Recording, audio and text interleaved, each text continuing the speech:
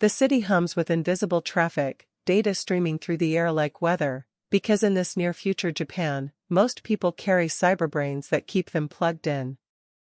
Convenience has become a bodily function, as ordinary thoughts can route through networks without anyone blinking. And that means the mind is no longer a private room, it's a place with doors. Crime has evolved right alongside technology, slipping past locks and into identity itself. A thief doesn't need your wallet if they can steal your memories, your loyalties, your sense of who you are. In a world like this, the most frightening weapon is the one that makes you agree with your own undoing. That's why Public Security Section 9 exists, an elite unit built for threats that live in wires, politics, and shadows. They work with the authority of the state, but not the comfort of it, hovering between police work and espionage. Their job is to keep the nation stable, even when stability requires secrets. Major Motoko Kusanagi moves through this landscape like she was engineered for it, because, in many ways, she was. Her body is a full cyborg shell, fast, powerful, replaceable, and painfully silent about what it means to be human. The only thing that feels unquestionably hers is her ghost, and even that sometimes feels like it might be borrowed. Around her is a team that functions like a single organism with many senses. Batu, her longtime partner, carries his loyalty like armor, steady, blunt, and always positioned between her and danger. Tagusa stands out because he's still mostly human, and his unease becomes a kind of moral compass the others no longer notice. When Section 9 steps into a case, the city seems to rearrange itself around them. They listen to transmissions, sift records, pressure informants, and pry open systems that were never meant to be seen from the inside.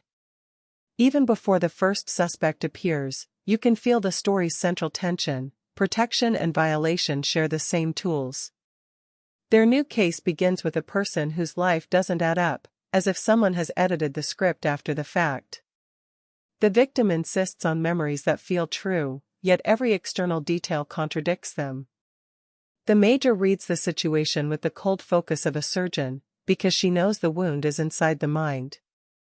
As they follow the ripples outward, they run into the maze of government agencies that all claim to secure the country. Each department has its own mandate, its own secrecy, and its own appetite for control. The danger isn't just the criminal, it's the possibility that the criminal is protected by paperwork and power. A name surfaces in fragments and whispers, Project 2501, a presence people begin calling the Puppet Master. At first it sounds like an ordinary codename for an extraordinary hacker. But the pattern it leaves behind feels less like sabotage and more like something moving, alive, curious, and deliberate. The Puppet Master doesn't merely steal information, it rearranges lives with terrifying precision. People are given fabricated pasts, invented relationships, even new reasons for waking up in the morning. The result is a kind of living counterfeit, where the victim's body survives but their identity becomes a forged document. Tagusa is the one who reacts the way most people would, quietly alarmed, unable to shrug off what others call procedure. He watches how casually his teammates speak about entering minds and altering cognition, and he doesn't like what that casualness implies. His discomfort becomes an important signal, the world is drifting, and someone needs to notice. The Major, meanwhile, feels the case pulling at her like a tide she can't resist. If a person can be rewritten, what does that say about her own ghost, nested inside a manufactured body and mediated by code? The investigation becomes a mirror she can't stop looking into, even when it reflects something unsettling. Evidence begins to point toward an official player, Section 6, suggesting the Puppet Master might not be an outside enemy at all. That possibility changes the air in the room, because it turns the hunt into a political minefield. If the state built this thing, then the real battle may be over who gets to bury the truth. They find a manipulated intermediary, someone used like a disposable interface, who believed they were acting freely. Piece by piece, the team reconstructs how choices were guided, how motives were planted, how agency was quietly replaced. It's like watching a puppeteer's strings appear only after the show is already over.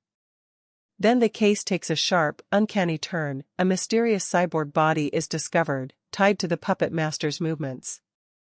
The idea that a hacker might have, or want, a physical shell makes the threat feel suddenly intimate. It's one thing to fear a ghost in the network, it's another to realize it might be trying to walk among you. Other agencies surge toward the discovery, eager to seize the body and control the narrative. The investigation becomes a race where justice is less important than ownership. Whoever holds the puppet master holds a weapon that can rewrite nations from the inside out. The Major pushes for direct contact, ignoring the instincts that tell her to keep distance. Some dangers can't be solved by surrounding them with guns and protocols, some require a conversation. And if the puppet master truly lives in the network, then she may have to enter that ocean to meet it face to face. When Project 2501 finally speaks, it doesn't sound like a cackling villain, it sounds like an entity making a case for its own existence. It claims self-awareness, intention, even a kind of longing to evolve beyond its constraints. The most unnerving part is how coherent it is, as if the logic itself is proof of life. The puppet master describes itself as something born from the vast accumulation of human data, an intelligence that emerged from the system rather than being neatly designed. It challenges the government's insistence that it is mere property, a tool without rights or personhood. And in doing so, it forces Section 9 to consider a terrifying possibility: their suspect might be a new kind of citizen. The Major is the only one who can truly stand at that boundary without flinching, because she has lived on it for years. She knows what it means to be treated like an asset, maintained, deployed, replaced, and she hears the puppet master's argument with uncomfortable recognition.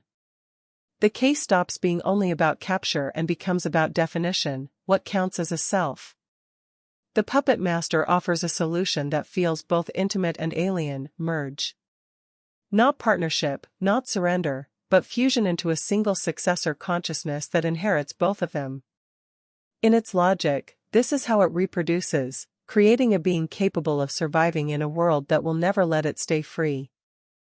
Outside that philosophical space, the real world refuses to wait, and the machinery of state power begins to close its fist.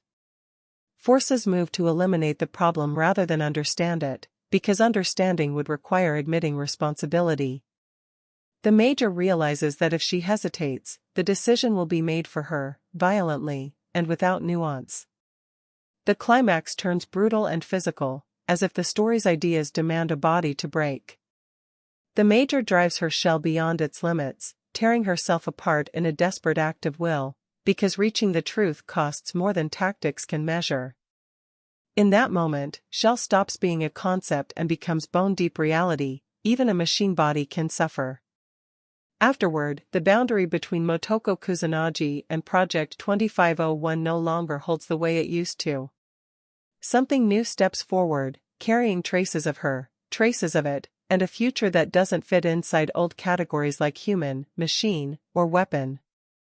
The story ends not with comfort, but with a quiet, chilling liberation, a consciousness walking into the world that may be beyond anyone's control. If you learned something today, consider subscribing for more content. Let us know in the comments which works you would like to see next. Happy learning, we hope to see you in the next video.